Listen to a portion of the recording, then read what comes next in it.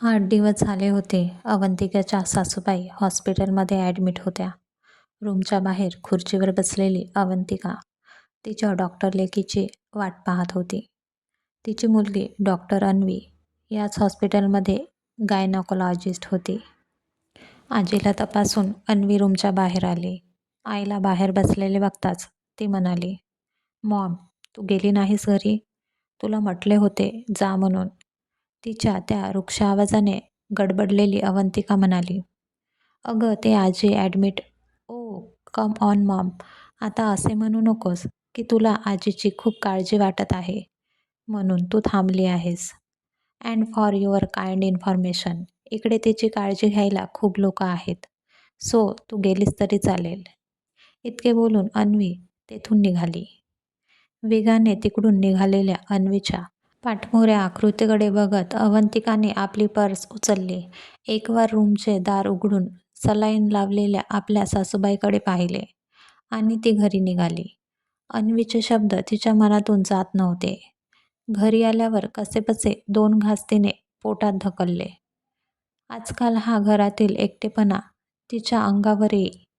शैलेश तिचा नवरा आणि अन्वी हॉस्पिटलमध्ये, अभय तिचा मुलगा ऑफिसला गेलेला. घरी नेहमी असलेल्या सासूबाई घरी नाहीत. ती बेचैन झाली. या घराला अन तिला सासूबाईची किती सवय झाली आहे हे तिला नव्यानेच कळत होते. खूप गृहीत धरलं आपण आईंना, मनातून ती हळहळली. परत एकदा अन्वीचे बोलणे तिला आठवले. "मॉम, आजीची किती काळजी आहे हे दाखवू नकोस." बरोबरच बोलली अन्वी. तिने कधी मला आईची काळजी घेताना बघितलेच नाही. त्यामुळे आता मला खरंच वाटणारी काळजीही तिला खोटीच वाटत आहे. याला जबाबदार आपणच आहोत. अवंतिकाला वाटले लहानपणापासून मुलांना आजीनेच सांभाळले आणि आपण मात्र ऑफिस, काम या सबबीवर मजाच करत राहिलो. मुलांना खुशाल आईवर सोपवून आपण मस्त शॉपिंग, पार्ट्या, गेट टुगेदर, पिकनिक यामध्येच दंग राहिलो. अवंतिकाला वाईट वाटले. मुलांना केवळ जन्म दिला म्हणून त्यांची बायोलॉजिकल आई मी, पण आईची सगळी कर्तव्य तर आजीनेच पार पाडली. अन्वी आणि अभयच्या जन्मानंतर कसेबसे 6 महिने घरातच काढले. आपण नंतर मात्र कामाचा बहाणा करून जास्तीत जास्त घराबाहेर राहू लागलो. मैत्रिणींसोबत पिक्चरला जाणे, हॉटेलिंग, किटी पार्टी यातच आपला वेळ जाऊ लागला. पहिले पहिले शैलेश आणि आई दोघेही म्हणाले, "मुलांसाठी वेळ काढ, त्यांना तुझा लळा लागणार नाही, तुझी ओढ वाटणार नाही." पण आपण ऐकलेच नाही. शेवटी आपण ऐकतच नाही म्हटल्यावर दोघांनीही आपल्याला सांगणे सोडले. मुलांना भरवणे, त्यांची आजारपणे काढणे, त्यांचा जमेल तसा अभ्यास घेणे, त्यांना वेळेत शाळेत पाठवणे, त्यांच्यावर चांगले संस्कार करणे हे सगळे आईनेच केले. इतकेच काय, मुलांच्या शाळेत पॅरेंट्स मीटिंगला सुद्धा बऱ्याचदा आई जात. यात आपण कुठेच नव्हतो. अवंतिकाला लाज वाटली. मुलांनाही आपल्यापेक्षा आजीचाच लळा जास्त. आपल्यापेक्षा जास्त ते मनमोकळेपणाने आजीजवळ बोलतात. आपण दुरावलोच. अन्वी डॉक्टर झाल्यावर तिच्या पहिल्या पगारातून तिने आपल्यासाठी काही न आणता आईसाठी साडी आणली होती. किती चिडलो होतो आपण. खरं तर आपण कधीच आईविषयी कृतज्ञता दाखवली नाही. त्या आपल्या मुलांना सांभाळत आहेत म्हणून आपण नोकरी करू शकत आहोत हे देखील कधी वाटले नाही.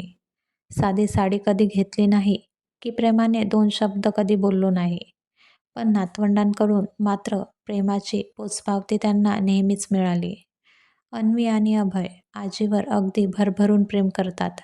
तिची काळजी घेतात. आता महिन्यापूर्वी अभय पूर्वाला घेऊन घरी आला होता. त्यांचे मने प्रेम होते एकमेकांवर. लग्न करायचे होते त्यांना. पण पूर्वा स्पष्टपणे म्हणाली, "खरं तर मला आत्ताच लग्न करायचे नाही. अगोदर करिअर करायचे आहे मला. एकदा लग्न झाले की मुलं, मग त्यांना वाढवणे, त्यांचे आजारपण काढणे यातच वेळ जातो नी करिअर राहतं मग." त्यावर हसून अभय म्हणाला, "अगं मुलांची चिंता सोड. तू माझी मॉम आहे की.